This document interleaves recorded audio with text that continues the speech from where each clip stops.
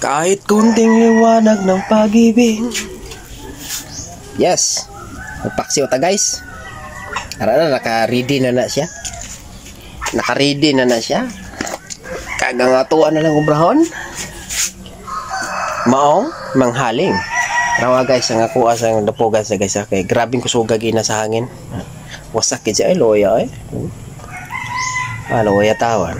Wasak. Diri man tatong dapogan. Kumo kay ganiya. Kusog ang ulan.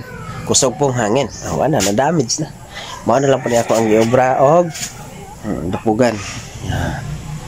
Mao diri nang taon ko kuan. Sige lang. Guys, kaya wala pa tay kwarta ng pag-obra sa aton dapogan. Isa po kahang basulo na ito. Ano po? Talaga na ito basulo ng si Presidente nga wa mo ito'y labot.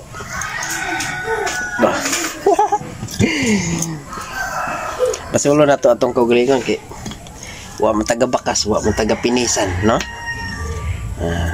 Kay gipes ko ilata sa ato ang ginikanan sa una, mayabas man ta. Na mayabas. Wa ta kahuman. Wa tay kwarta nga ipaobra sa ato ang balay nga nami. Okay ra gyapon yung yuhom na nagyapon.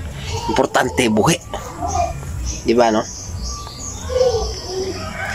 Ya karon magpaksiw ko ani ako ang palit na isda ba. Ya, mara na guys. Thank you very much. I love you, baby.